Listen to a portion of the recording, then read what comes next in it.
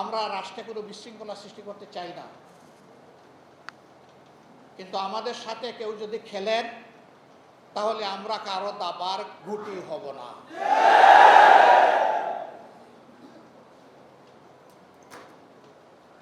কেউ আমাদের সাথে খেলবেন এটা আমরা পছন্দ করি না, শুধু আমাদের সাথে না, এদেশের একজন নাগরিকের সাথেও যেন কেউ খেলাধুলা না করে।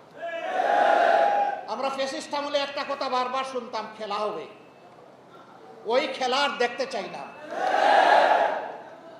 জাতির ভাগ্য নিয়ে যারা খেলা করে এরা একটা দেশের দায়িত্বশীল নাগরিক হতে পারে না, এরা দুষ্টা।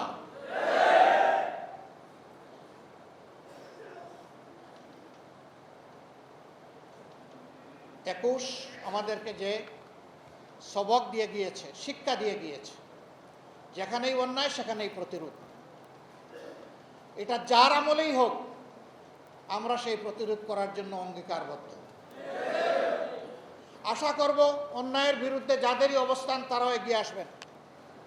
সবাই আসলে আমরা মহা খুশি, কেউ না আসলে আমরা একাই দাঁড়িয়ে থাকবো ইনশাআল্লাহ। বাংলাদেশ ফেসিবাদীদেরকে তাড়িয়েছে, কিন্তু আমরা ফেসিবাদের জ্বালা থেকে এখনো মুক্ত হতে পারি নাই। যে সমস্ত অপকর্ম করত ফেসিবাদীরা, সেই অপকর্ম যদি আমিও করি তাইলে আমিও একজন ফেসিবাদী।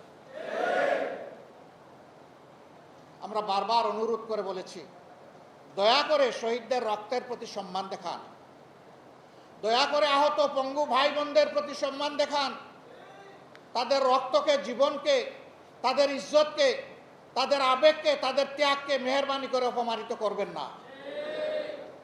কিন্তু আমরা দেখছি কতিপয় কাজ এখনো বন্ধ হচ্ছে না। আমরা দেশবাসীকে আহ্বান জানাবো, আমরা বারবার আহ্বান জানিয়ে যাচ্ছি, কিন্তু এই আহ্বান আমরা কিয়ামত পর্যন্ত জানাবো না। কারণ এই জুলুমটা সারা জাতির উপর হচ্ছে। ঘাটে ঘাটে যে চাঁদাবাজি হয়, এর কারণে প্রত্যেকটা দ্রব্যের মূল্য বহুগুণ বেড়ে যায়। এর চাপ এদেশের একজন শ্রমজীবী মানুষের উপর পড়ে, এমনকি রাস্তার আমার একটা ভিক্ষুক ভাই কিংবা বোনের উপরেও পড়ে। তাহলে তো আমরা সকলেই ক্ষতিগ্রস্ত। আমরা কেন ওই অন্যায়কে প্রশ্রয় দেব? কেন আমরা নীরবে সহ্য করব? কাজেই এই ব্যাপারে আমাদেরকে সামাজিক প্রতিরোধ গড়ে তুলতে হবে ইনশাআল্লাহ। তার আগে আমি সকল মহলকে, আমি কোনো দল, কোনো গোষ্ঠী, কোনো ব্যক্তিকে এই কথা বলছি না, এই কাজে যারাই আছেন তাদের কোনো দলও দেখতে চাই না, কোনো গোষ্ঠীও দেখতে চাই না। বিনয়ের সাথে বলি যে এই কাজ বন্ধ করুন, জাতিকে স্বস্তির সাথে বাঁচতে দিন, সামনে এগিয়ে যেতে দিন। আবার যেন ফ্যাসিবাদের নতুন ধারা অধ্যায় তৈরি না হয়, তার থেকে ফিরে আসুন।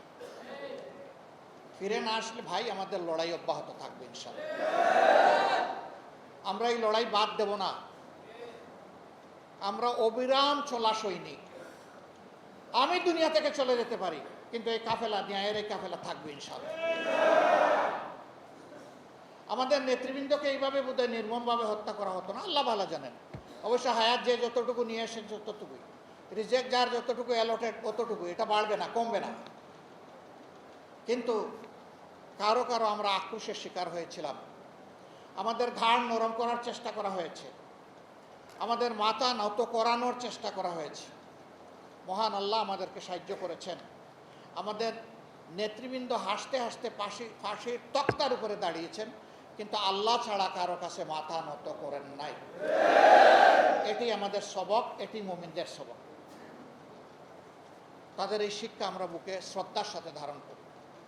মাথা উঁচু করে তারা জীবন দিয়ে হলেও লড়াই করতে হবে, এই শিক্ষা আমাদেরকে দিয়েছেন।